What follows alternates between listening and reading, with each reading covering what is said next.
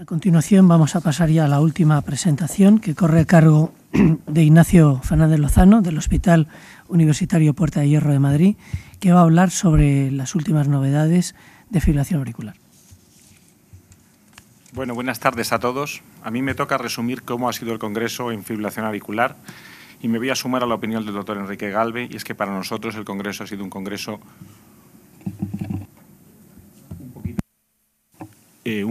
en el cual no ha habido grandes novedades ni grandes trials, aunque quizá la forma optimista de verlo es que lo más importante del Congreso es la actualización en las guías de fibrilación auricular, que vienen a poner en valor los grandes hallazgos y los grandes avances que se han hecho en el mismo Congreso Europeo durante los 2 años previos. Yo voy a destacar de este Congreso 2 registros, un trial no muy grande y fundamentalmente la actualización de las guías, porque yo creo que es lo que tiene mayor repercusión en la cardiología clínica. Empezaré por este registro, el registro RELAI, un registro que se hace paralelo al estudio RELAI, pero que no tiene mucho que ver con él.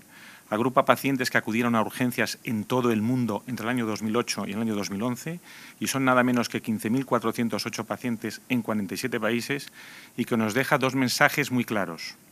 Uno es que si analizamos la mortalidad total a un año de estos pacientes que acuden a urgencias por fibrilación auricular de cualquier causa, esta es del 11%. Y yo creo que acaba con la idea de que la fibrilación auricular es una arritmia benigna, una idea que hemos transmitido probablemente de forma errónea durante años. Y además, que si analizamos qué es lo que ocurre en el mundo, nos vemos que las diferencias en el tratamiento de la fibrilación auricular son tan tremendas, con una mortalidad baja del 7,5% en la Europa occidental hasta una mortalidad del 20% en los países de África. El único mensaje positivo es cuando, si se ajusta esta mortalidad a los tratamientos que reciben los pacientes, sobre todo a los tratamientos anticoagulantes, entonces estas diferencias ya no son tan importantes. Hay mucho por hacer a nivel mundial en la fibrilación auricular y, desde luego, esta no es una arritmia benigna. Siguiente registro es un registro de ablación de fibrilación auricular, un registro europeo prospectivo hecho en 10 países europeos y que fue presentado por la doctora Elena Arbelo en las sesiones de los Late Breaking Trials. Agrupa pacientes de Francia, Italia, Alemania, Holanda, España, Polonia y demás países.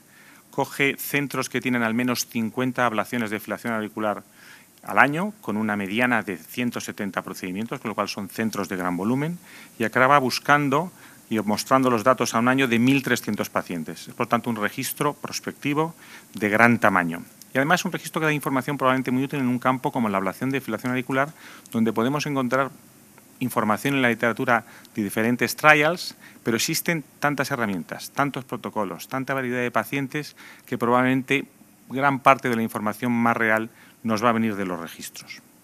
Lo que nos muestra el registro europeo son unos resultados en cuanto a eficacia ligeramente menor de los estudios que han analizado los resultados en un centro o de los trials. El éxito total al cabo de un año en los pacientes que han estado en este registro es del 73,7%, pero cuando analizamos en relación a este éxito, vemos que este éxito se consigue en un 56% de los pacientes sin tratamiento antiarrítmico y en un 43,5% con tratamiento antiarrítmico. Es más eficaz la ablación en la fibrilación auricular paroxística que en la fibrilación auricular no paroxística, y eso sí que es concordante con lo que se ha visto en otros trials en la literatura. Es muy efectiva para aliviar los síntomas. Probablemente este es un mensaje que tenemos que decir a los enfermos, que la fibrilación auricular, la ablación, lo que más ofrece es el alivio sintomático de todos los tipos de síntomas. A veces incluso el alivio sintomático está por encima de la eficacia. Enfermos en los que no somos muy eficaces, los síntomas de los pacientes disminuyen dramáticamente. Y luego es muy interesante saber qué es lo que hacen los médicos de estos centros de gran experiencia y con gran volumen en Europa con el manejo de la anticoagulación en sus pacientes. Como ven, el uso de antagonistas de la vitamina K disminuye desde el 87% al alta al 54% tras la visita del cabo de los 12 meses, y lo mismo ocurre con otros tratamientos anticoagulantes o antiplaquetarios. La verdad es que las guías no nos dicen muy bien qué tenemos que hacer con estos pacientes y no tenemos muchos datos en la literatura para aclarar estas dudas, y probablemente tengamos que individualizar paciente a paciente y estar muy seguro de que el enfermo no tiene fibrilación auricular antes de suspender un tratamiento anticoagulante. Como es lógico, se anticoagulan menos los enfermos con CHADS bajo y más los enfermos que tienen un CHADS mayor de 1. Y de lo que más nos interesa de los registros probablemente es del porcentaje de complicaciones, en un tema además tan serio como la ablación de fibrilación auricular. En el registro las complicaciones hospitalarias, todas ellas fueron del 7,7%, con un porcentaje de complicaciones mayores bajo, del 1,7%. Tras el alta, el índice de complicaciones fue de 2,6% y complicaciones mayores un 0,8%. Mortalidad en el hospital fue muy baja, solo hubo un caso que murió por endocarditis y durante el seguimiento ocurrieron 4 fallecimientos. Vemos aquí un poquito más desglosados los efectos secundarios que tuvieron estos pacientes.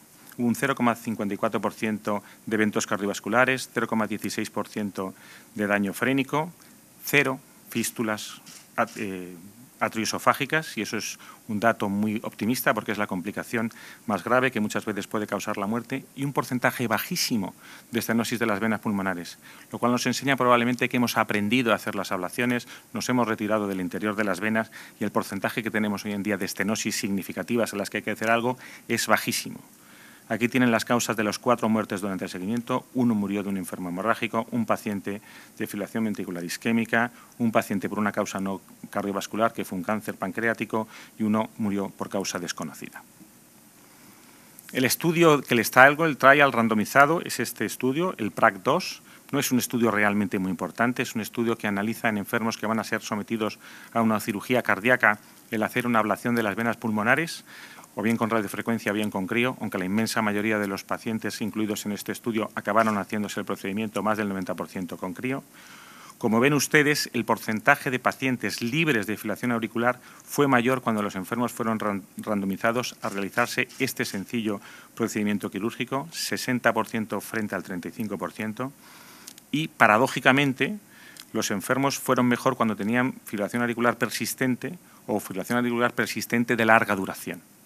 Este estudio es un estudio pequeño, tiene algún error metodológico, tiene poco holter, tiene los criterios con los cuales se evalúa la recurrencia de fibrilación auricular no son tan estrictos como en otros estudios de ablación de FA, pero viene a ser concordante con los resultados del FAST. Y lo traigo un poco para resaltar el papel de la cirugía, sobre todo en los enfermos con fibrilación auricular y mucha cardiopatía estructural, que es algo que, por lo menos en nuestro país, no se desarrolla probablemente como debía. Hoy tenemos herramientas que hacen que la ablación de venas pulmonares en el quirófano sea rápido, sencillo y con muy poquitos efectos secundarios, y probablemente más pacientes de los que se benefician podrían beneficiarse de este tipo de procedimiento. Y finalmente voy a repasar un poco las principales novedades de las guías. Tanto ha avanzado el campo de la fibrilación auricular que en solo 2 años, del 2010 al 2012, la Sociedad Europea de Cardiología ha tenido que hacer un update, y un update en profundidad. Esta es de las primeras cosas que varían, y es que se recomienda, con una indicación tipo 1, con nivel de evidencia B, el hacer un screening en todos los pacientes mayores de 65 años, al menos tomándose el pulso, y si se encuentra un pulso irregular, hacerse un electrocardiograma. Respecto a anticoagulación, hay muchas cosas que no cambian. Se recomienda la terapia antitrombótica para prevenir tromboembolismo en todos los pacientes, excepto en aquellos menores de 65 años. El tratamiento antitrombótico, por supuesto, debe ser individualizado. Se consolida la escala CHAS-VAS-2, que es una escala que apareció por primera vez en las guías de la Sociedad Europea del año 2010. En enfermos con CHAS-VAS-2 de 0 no se recomienda la anticoagulación, y cuando el enfermo tiene un CHAS-VAS mayor de 2 se recomienda la anticoagulación, bien con un antagonista de la vitamina K o uno de los nuevos anticoagulantes orales. Los principales cambios en anticoagulación aparecen por aquí. En los enfermos con un CHAS-VAS-2 de 1 se recomienda o bien un antagonista de la vitamina K o un nuevo antiagregante oral, y no existen diferencias en las guías europeas en cuanto al tratamiento al dabigatran, al rivaroxaban o al apixaban. En los enfermos menores de 65 años y mujeres es una indicación tipo 2A el no anticoagularlas, ni darles antiagregantes, el no ponerle ningún tratamiento por su bajo riesgo. Eso es un porcentaje de población muy alto. Mujeres con CHAS que solo tengan un punto de la clasificación CHAS-VAS por su sexo no se recomienda anticoagulación, uno de los principales cambios de estas guías. Y luego que los pacientes que tienen no pueden tomar o que rechazan el tratamiento anticoagulante pueden darse un tratamiento antiagregante, bien con la combinación de aspirina y clopidogrel, y esto es más efectivo si no pueden tomar clopidogrel, únicamente con aspirina. Cuando no logramos un control correcto con los antagonistas de la vitamina K, debemos pensar en los nuevos anticoagulantes y esta es indicación tipo 1 con nivel de evidencia B. Se recomienda además los nuevos anticoagulantes con indicación 2A por su mayor eficacia en los ensayos. Y también las guías nos establecen que cuando usamos dabigatran la dosis preferida es la de 150 miligramos, con excepción de los pacientes mayores de 80 años que tienen otros fármacos que pueden interaccionar con el dabigatran, como el verapamil o la dronedarona, con los enfermos que tienen un Has-Bleed alto o los enfermos que tienen una disfunción renal. Cuando hablamos de rivaroxaban, entonces la dosis recomendada es la de 20 miligramos.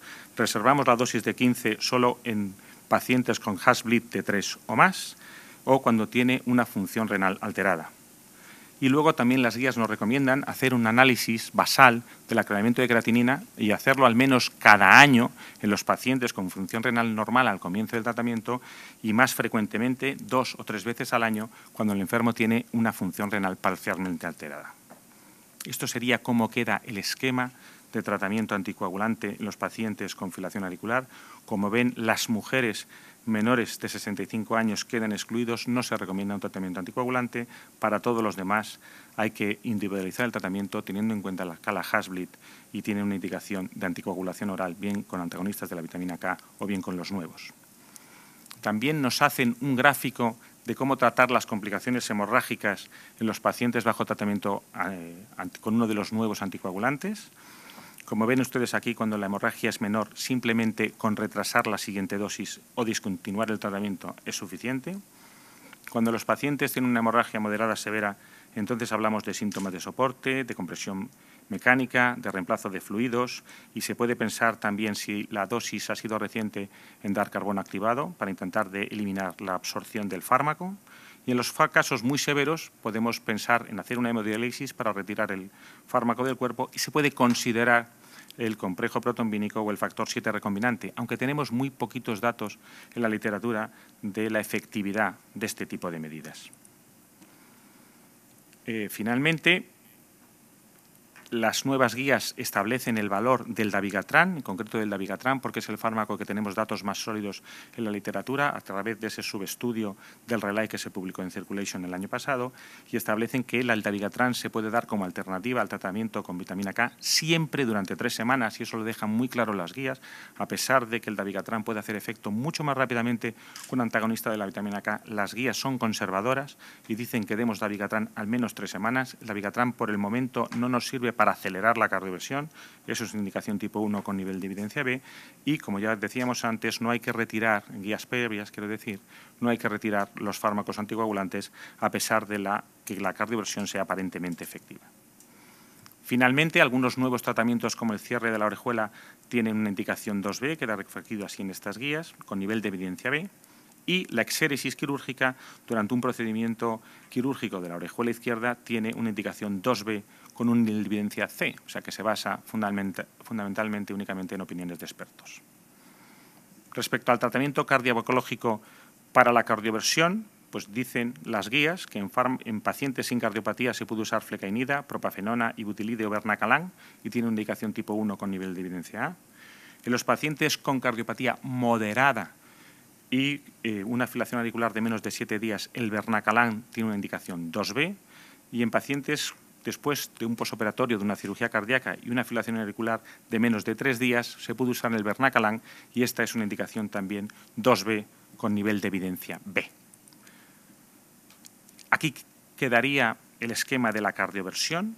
En la filación auricular de reciente comienzo se valora, como siempre, la estabilidad hemodinámica. Si el enfermo está inestable, nos vamos hacia la cardioversión eléctrica y después buscamos el fármaco en función de la cardiopatía que tenga. Aquellos con pacientes con cardiopatía severa nos vamos a ir a la miodarona. Con cardiopatía moderada podemos optar entre el ibutilide y el vernacalan. Desgraciadamente, el ibutilide no lo tenemos en España. Si esto no funciona, podemos pensar en la miodarona. Y los pacientes sin cardiopatía podemos usar fleca, ibutilide, propafenona, vernacalan de segunda alternativa miodarona, y las guías también siguen estableciendo el pill in the pocket como estrategia de tratamiento. La dronedarona también se ajusta en sus indicaciones en las nuevas guías, sobre todo después del estudio PALAS, que tuvo que ser detenido porque demostró no beneficio, incluso un posible efecto adverso en pacientes con filación auricular permanente. Sin embargo, las guías analizan todos los estudios que tenemos con dronedarona, probablemente el fármaco antiarrítmico mejor estudiado en trials randomizados. Siguen estableciendo que la dronedarona se recomienda en pacientes para evitar recurrencias de fibrilación auricular con un moderado efecto antiarrítmico, pero tiene indicación tipo 1 con nivel de evidencia A, que se puede utilizar un tratamiento corto con un antiarrítmico después de una cardioversión, y eso es una indicación tipo 2B con nivel de evidencia B, y contraindican formalmente, le ponen indicación tipo 3, el uso de la dronedarona en pacientes con fibrilación auricular permanente. Y aquí nos quedaría el tratamiento para evitar recurrencias de la fibrilación auricular. En enfermos sin cardiopatía estructural y fibrilación auricular paroxística se puede utilizar uno de estos fármacos, la dronedarona, la flecainida, el propafenona o el sotalol. Se puede ir de primera elección a hacer una ablación con catéter. Esto se mantiene lo mismo que decían las guías del año 2010. Si no funciona la estrategia con fármacos inicialmente, se puede pensar, y hay que contar los pros y los contras al paciente, o bien en hacer un intento con amiodarona o ir también a ablación con catéter. Cuando el enfermo tiene insuficiencia cardíaca, entonces tenemos que pensar bien si la insuficiencia cardíaca puede estar provocada por la fibrilación auricular. Si eso es así, entonces hay que hablar con el paciente, pero la ablación con catéter puede ser de primera elección. Si no, se recomienda un intento con amiodarona. Pero si el enfermo tiene fibrilación auricular y pensamos que la fibrilación auricular juega un papel muy importante en la fibrilación auricular, y eso hay estudios publicados en el New England, sobre todo del grupo francés, la ablación con catéter es una alternativa excelente. Si no tiene insuficiencia cardíaca, al enfermo se le puede dar dronedarona o sotalol, si no amiodarona, y si no también, hablando con el paciente, puede ser la ablación con catéter una alternativa para este tipo de pacientes. Y con esto acabo. Eso es todo. Muchas gracias.